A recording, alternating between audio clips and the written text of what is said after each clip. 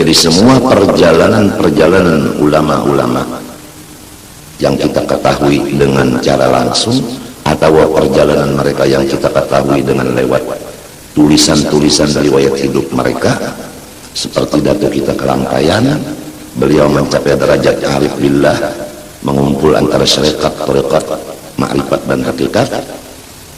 Mulai kapan, bagaimana? Di antaranya beliau menuntut ilmunya aja 35 tahun kurang lebih. Di antaranya guru beliau itu adalah Syekh Saman Madani. Sampai beliau teman-temannya tidak berapa orang, hanya 4 orang. Di antaranya lagi di sana tidak ada pula warga selama 35 tahun menuntut ilmu, dan tidak ada tahu jalan kecuali ke masjid dan ke tempat guru. Jalan lain enggak tahu karena tidak menggunakan kaki kepada yang bukan 2 tempat itu, hanya ke masjid dan ke tempat guru. Di antaranya lagi beliau duduk adalah senangnya di sop yang di belakang. Terjadi di Madinatul Munawwarah pada ketika datang Syekh Muhammad bin Sulaiman Al-Qurdi, seorang ulama besar di seluruh dunia yang datang dari kota Mesir ke Madinatul Munawwarah. Kemudian berkumpullah ulama Mekah dan Madinah dan ulama lainnya di Masjid Nabawi. Kemudian Syekh Sulaiman Qurdi selalu memberikan ceramah agama. Kemudian diadakan pertanyaan-pertanyaan dari hadirin kepada Syekh Muhammad bin Sulaiman Al-Qurdi. Maka pertanyaan itu tidak bisa dijawab oleh Syekh Muhammad bin Sulaiman Al-Qurdi. Maka Syekh Muhammad bin Sulaiman Al-Qurdi sebagai ulama yang betul-betul waras Rasulullah, selalu beliau tawadhu, beliau melaksanakan tawadhu. Beliau serahkan kepada orang-orang yang hadir, siapa di antara yang sanggup menjawab pertanyaan-pertanyaan yang diajukan kepada saya tadi. Kemudian Datuk Kelangkayan, Datuk kita semuanya, beliau di sop yang terakhir menulis jawaban itu dengan terinci dan dengan sempurna. Jawaban tadi diserahkan kepada sop yang di muka sampai kepada yang di tengah-tengah, yaitu Syekh Sulaiman Al-Qurdi. Kemudian saya melihat jawaban itu, masya Allah, betul, tidak bisa lagi diapa-apai. Kemudian saya mau menanyakan siapa yang menulis, yang menjawab ini. Lalu ditanyakan, ini yang paling di belakang ini Muhammad Arsyad, dari mana? Dari Banjar. Disitulah digelar Al-Banjari. Sebetulnya kalau menurut silsilahnya yang ditulis oleh cucu beliau sendiri, yaitu Datuk Muhammad Al-Khatib, wa kana Abdullah Banjar hada Indian mansa'an wa Banjaran Lukgabang Manjaran Maskanan wa Qabran wa kana mahmuban inda sultan. Di situ ada tulisan daripada cucu beliau yang tidak pernah berdusta. Ini Datuk Muhammad Al-Khatib tidak pernah berdusta. Oleh sebab itu silsilah atau manaqib Syekh Muhammad Arsyad Al-Banjari yang dipakai, yang ditulis oleh arwah Tuan Guru Haji Abdurrahman Siddiq Safar yang disebut Sejaratul Arsyadiyah, beliau mengambil kebanyakannya dari arwah Datuk Muhammad Al-Khatib ini tadi. Karena ujar Sidin Muhammad Al-Khatib ini kada pernah berdusta dan riwayatnya itu benar. Jadi inilah yang jadi patokan Sidin mengenai masalah riwayat hidup Syekh Muhammad Arsyad Al-Banjari. Nah, beliau ini yang mencatat Abdullah Banjar ini, abahnya Datuk Kelangkayan ini lahir di India. Tapi bukan orang India, lahir di India, pindah ke Banjar. Nah, itu melahirkan Muhammad Arsyad. Nah, di atasnya Abdullah Banjar ini bin Abu Bakar Al-Hindi. Jelas kalau Abu Bakar Al-Hindi ini adalah bin Ahmad Salabiyah Al-Idrus. Tapi karena orang-orang dahulu itu tidak membicarakan masalah nasab karena takut fakhr, maka ditutup yang demikian itu, sehingga yang tersebar yang di Madinah ini tadi, yaitu dari mana kamu? Dari Banjar, Al-Banjari. Begitu. Jadi laqab Al-Banjari itu waktu ini terjadinya. Jadi kita harus tahu tarikh-tarikhnya, itu laqab. Gelar itu tarikhnya kapan, waktu apa. Semua didapat daripada orang-orang tua-tua nang soleh-soleh. Orang Tuhan yang soleh itu kada berdusta. Kita orang awam aja kada boleh berdusta, apalagi orang soleh. Tinggal lagi kalau kita mendengar kata-kata orang soleh, hati kita tidak cinta kepada beliau, kita bilang orang itu bohong, orang itu dusta. Seandainya orang berbicara dusta, bohong, ya, yang menanggung dosanya kan dia, bukan kita. Kita disuruh husnudzan kepada orang. Orang yang bohong itu dia sendiri yang menanggung dosanya, bukan kita. Apa sih kita membicarakan masalah kata-kata orang, apalagi orang yang soleh. Kesolehannya, karamatnya, kemuliaannya udah dikenal di mana-mana. Bukan hanya di sini aja, di mana-mana. Kalau kata-kata beliau begitu, ya udah kita sami'na wa ata'na gitu aja. Jangan lagi kita nggak percaya, apalagi kita membohongkan orang itu di mana-mana, disampaikan orang itu bohong, ini. Apa sih keuntungannya? Dan kita berbicara ke orang lain, apa sih keuntungannya?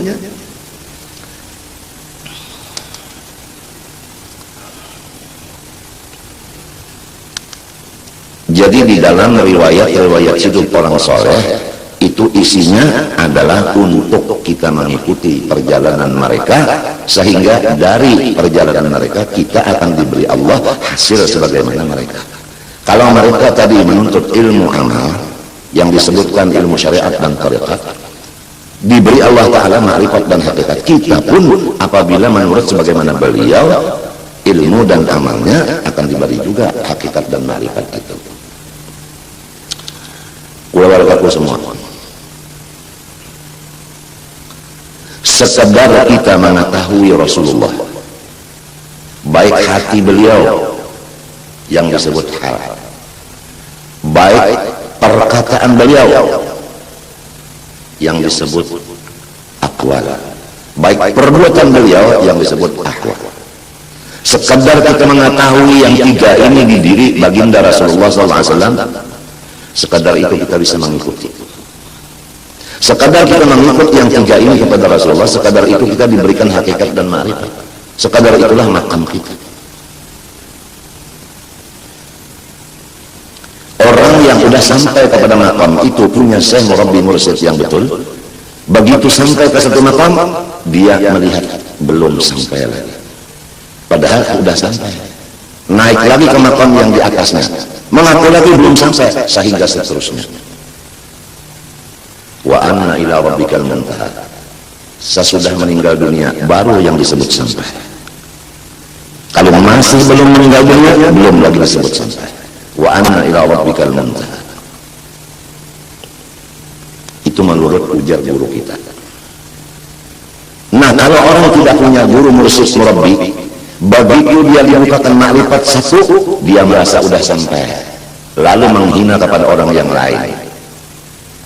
Padahal di belakang itu masih ada lagi, di atas langit ada lagi langit.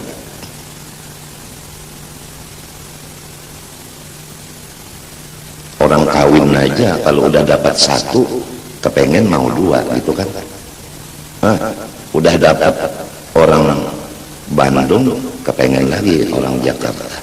Dapat lagi orang Jakarta, kepengen lagi dapat orang Surabaya. Dapat di Surabaya mau kepengen lagi mau Madura. Kan begitu. Itu biasa dunia aja itu. Apalagi masalah ini ma'rifat, udah dapat satu katanya belum lagi, ada lagi yang lain, begitu. Nah, kalau orang yang sesat jalan, begitu dapat satu, ini sudah nggak ada lagi yang lain. Yang Bandung ini udah yang lain nggak ada, padahal banyak yang lain-lain lagi. Cuma karena dia jahil, gurunya juga tolol, sehingga terjadilah begitu. Sampai di situ udah katanya, saya udah sampai ke puncak. Padahal di atas langit ada lagi langit. Kadang-kadang orang yang di belakang dia duduknya lebih besar, dia punya makam daripada dia yang di depan. Karena yang di depan ini baru pertama. Yang di belakangnya udah sampai di kelas berapa umpamanya. Kalau hitungan dia baru pertama satu, yang di belakangnya udah 9 derajatnya. Nah, karena perasaannya yang pertamanya udah 10. Nah, inilah menghajatkan kepada ikutan kepada Rasulullah SAW. Wa anna ila rabbikal muntaha. Masya Allah. Jadi kalau ingin kita belajar untuk ma'rifat dan hakikat, harus kita dulu berilmu. Sesudah berilmu agama, suluk yang namanya berjalan salih, yaitu mengamalkan ilmu agama itu tadi. Ilmu agama itu 3, ilmu tasawuf, tauhid, dan fikih. Udah tuntut yang 3 ini diamalkan. Nah itu semuanya, tauhidnya, tasawufnya, fikihnya menurut Rasulullah SAW. Nah itu, iya yang disebut hal, af'al dan aqwal tadi. Sekadar pengetahuan kita kepada Rasulullah SAW masalah yang tiga ini, sekadar itu kita bisa beramal menurut Rasulullah. Nah sekadar itu juga kita diberikan hakikat dan ma'rifat. Jadi kalau kita pengenalan kepada Rasulullah kurang, nah pasti kita menurutnya pun kurang. Nah pasti ma'rifat dan hakikatnya pun kurang. Oleh sebab itu diulang lagi, harus yang banyak dibicarakan masalah Rasulullahnya. Nah itu untuk menuju kepada Allahnya. Kalau Allahnya yang dibicarakan, Rasulullahnya sama sekali tidak kedengaran. Na'udzubillah min dzalik. Khawatir kita kalau jadi ilmu sebuku melepaskan akan syariat, menjadi ilmu hakikat semata-mata, menjadi ma'rifat semata-mata, menjadi ilmu sebuku, atau yang disebut di Jawa itu kejawen. Yang kita khawatirkan syariat ini enggak jalan. Padahal tandanya hakikat dan ma'rifat yang benar, syariatnya itu cocok. Contohnya enggak usah banyak-banyak, satu aja. Kalau kita menjadi orang dagang, sebelum dagang kita alim dulu. Alim ilmu dagang masalah syariat fikih. Nah itu. Sesudah alim fikihnya, kemudian belajar tasawuf dan tauhidnya. Bagaimana cara berdagang yang karena Allah? Bagaimana dagang yang ikhlas? Sesudah tahu, lalu kita berdagang. Nah itu. Nah, bagaimana kita bisa berdagang menurut Rasulullah kalau belum ada tuntunan ilmu-ilmu agama di dalam perdagangan? Contohnya aja yang tidak ada dipimpin agama. Modal daripada dagangnya itu adalah riba. Kalau sudah modalnya dari riba, bagaimana bisa benar perjalanan dagangnya itu? Kalau benar perdagangan itu tidak dibenarkan, bagaimana ma'rifatnya orang itu bisa dibenarkan? Jadi ma'rifat yang benar, hakikat yang benar, dari syariat yang benar, ditinjau syariatnya. Orangnya orang dagang, modalnya dari mana orang ini, cara dagangnya bagaimana? Kalau lepas modalnya, lepas caranya, mana bisa ma'rifatnya benar, mana bisa hakikatnya benar. Ini supaya kita menjaga diri kita, kemudian rumah tangga kita. Adapun orang yang di luar rumah tangga kita, husnudzan, jangan lain dari itu. Kita baik sangka, selesai. Kita tidak ditanya masalah orang lain, yang ditanya masalah rumah tangga kita.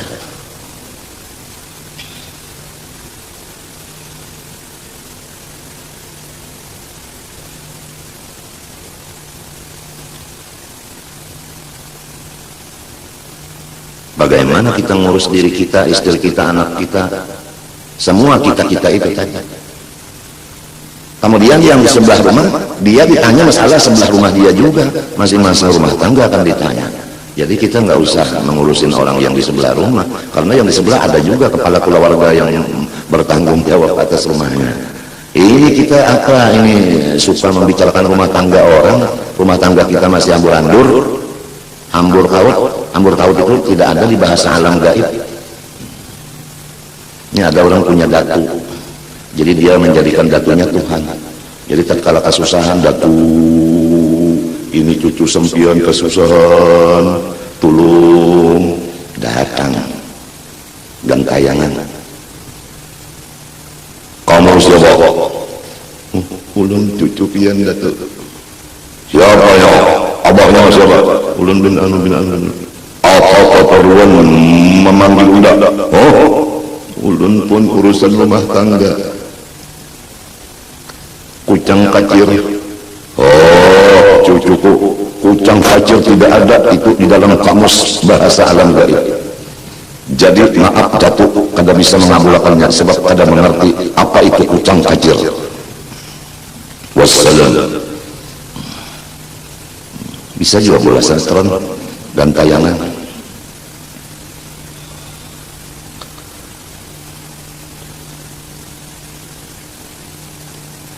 Mudah-mudahan kita sebagai kepala rumah tangga diberi Allah modal yang halal, ilmu untuk bekerja yang halal, niatnya pun yang halal, sehingga kita mendapat ma'rifat dan hakikat yang benar. Karena tanpa yang benar, niscaya hakikat ma'rifatnya itu pun tidak benar. Walaupun dia bisa terbang, itu baru burung. Walaupun dia bisa melihat yang di dalam, itu baru komputer. Walaupun dia bisa berenang di dalam air, itu hanya ikan. Jadi kita tidak terpengaruh kepada orang yang bisa terbang, orang yang berjalan di atas air, orang yang melihat sesuatu yang gaib, kita tidak terpengaruh. Kita terpengaruh dengan orang yang benar tauhidnya, benar hakikatnya, benar syariatnya, benar thariqatnya. Mudah-mudahan Allah selalu menjalankan kita di jalan kebenaran, yaitu ahli sunnah wal jamaah. Datuk Kelampaian menuntut ilmu aja di luar negeri, di Makkah, gurunya siapa? Ahli sunnah wal jamaah. Gurunya nggak ada yang bukan ahli sunnah wal jamaah. Gurunya itu masya Allah, semuanya gurunya orang yang warisnya Rasulullah.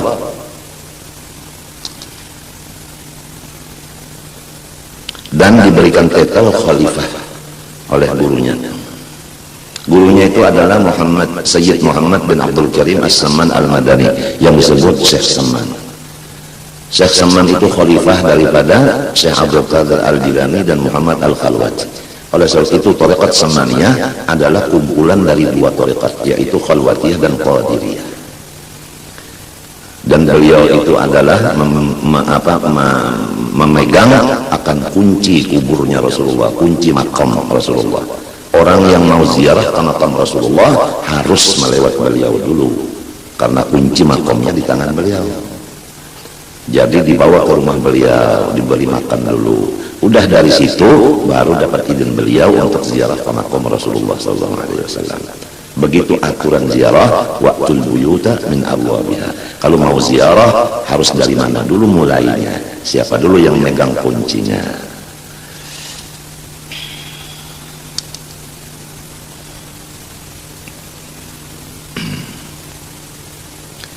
Wadhalika bermula riwayat-riwayat hidup orang-orang saleh itu tadi, kal-qural wal barqatul musyiqah wal jawhar syaffaf wal masra'ir rawi wal qirtas wa kanzil barahin wa faidil asrar wa ghairiha.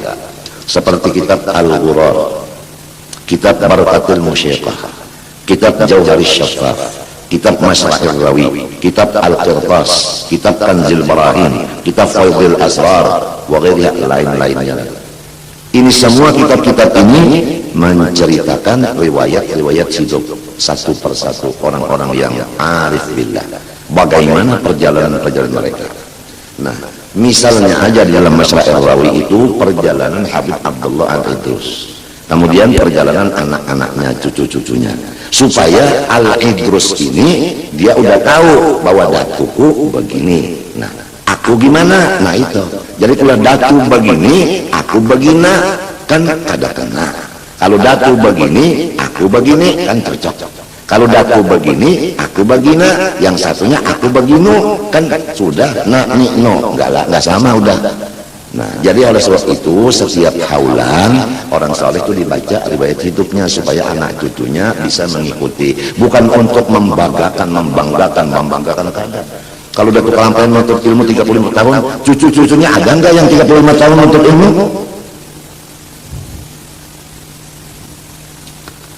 Beliau datang ke Indonesia, kemudian beliau menuju Martapura, kemudian beliau kawin dengan Ratu Aminah, anaknya oleh seorang raja di Martapura. Kemudian raja sebagai mertua menyerahkan pangkat kerajaan kepada Syekh Muhammad Arsad, karena Syekh Muhammad Arsad ini alim, pahlawan dan sebagainya. Jadi ujar mentua ikam aja nak nang jadi raja, aku hendak bawa wirid aja, amal belajar ya aku wiritan. Jadi raja hendak bahalwat, Datuk Kelampaian hendak disuruh jadi raja pulang berpangkat di Martapura sini. Ujar Datuk Kelampaian, maaf bah, pian mintu haulun abah ulun ini kada disuruh oleh guru berpangkat, ulun disuruh mengajar. Jadi ulun minta ampun aja lah, jangan sampai ulun pian lapas lah. Ulun sayang mana ulun si Aminah nenek, si Gusti Aminah ini sayang ulun. Si Antung Aminah ini pang Datuk Kelampaian bisa bener si Dine ka ini kasih Gusti Minah. Ratu Aminah itu kuburnya tahulah limbah Datuk Kelampaian, lalu ada seikong di belakang, limbah seikong di belakang, seikong pulang, tapi antaranya jual ini antara limbah Datuk Kalampayan langsung di belakangnya Saikong. Itu antara ada pulang Saikong, nah tetap nasi Saikong. Itu nang Ratu Aminah dalam kubah di Kalampayan. Ini nang Gusti teh anak raja teh. Jadi maaf aja bahaya artinya nah, jangan sampai menjadikan unar ini. Jadi kena pian ampih jadi mintu ulun, jangan tak Aminah kena ampih kawinan ulun, kada tak ulun ini kada disuruh guru bapangkat, ulun disuruh mengajar aja. Nah itu tak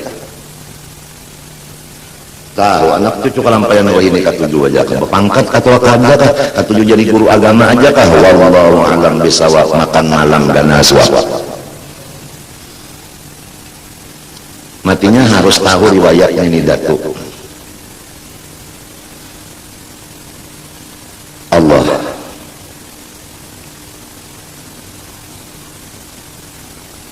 35 tahun mengaji, Mbah Burik mengajar ya. Mbah di mana Papa makan beliau bahuma bakabun.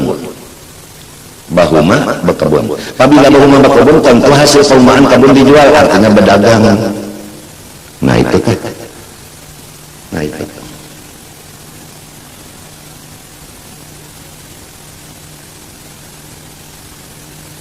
Adakah kita dengar riwayatnya di mana toko Datuk Kalampayan? Nah, berarti nang bahuma itu orang disuruh sidin. Berarti nang berdagang itu orang disuruh sidin. Berarti nang bakebun orang disuruh sidin. Sesudah dilajari lalu diandaki modal. Hasil daripada itu untuk sidin. Nah, bukan sidinnya nang duduk di toko. No. Kalau ada orang mengatakan saya Arsat Banjar duduk di toko berdagang, ulun sebagai turunan yang paling terakhir, yang paling kada ada artinya ini, yaitu kada payu, berharga maka kelum, ulun kada ridho. Sebab kada ada riwayat nang Datuk Kalampayan itu duduk di toko.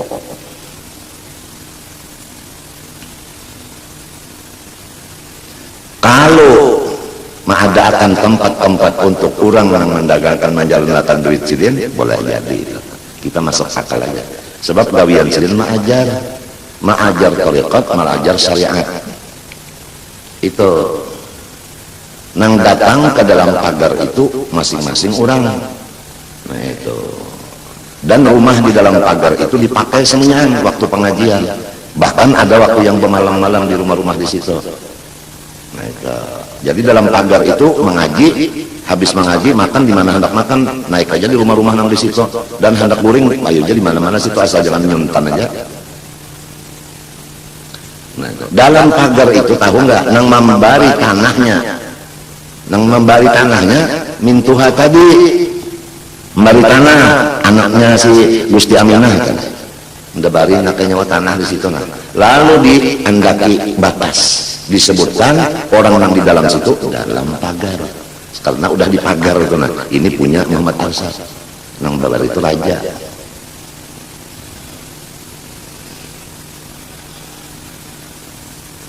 Jakawayah ini telah Jakawayah ini bupati bisi minantu tuan guru.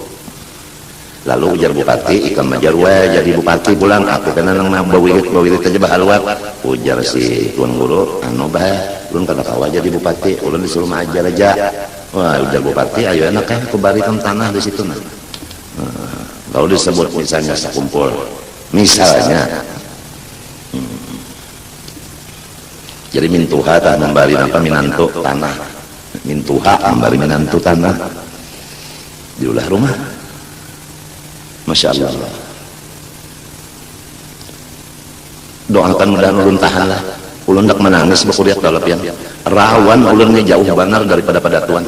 Kada ada menurut sedikit-dikit ulun termasuk orang yang katulahan lawan Padatuan. Padatuan alim ulun jahil, Padatuan pamurah ulun apik, Padatuan tawadu ulun sombong, Padatuan paibadat ulun pengoler. Doakan berataan mudahan ulun diakui Datuk Kalampayan cucunya, jangan diusir. Tapi pengakuan ulun berdasarkan macam tanda-tandanya jauh daripada cucu sidin, lain perjalanan daripada sini. Mudah-mudahan Allah menjazab, menarik ulun supaya bisa mengikuti Datuk, supaya jangan sampai termasuk durhaka kepada orang tua.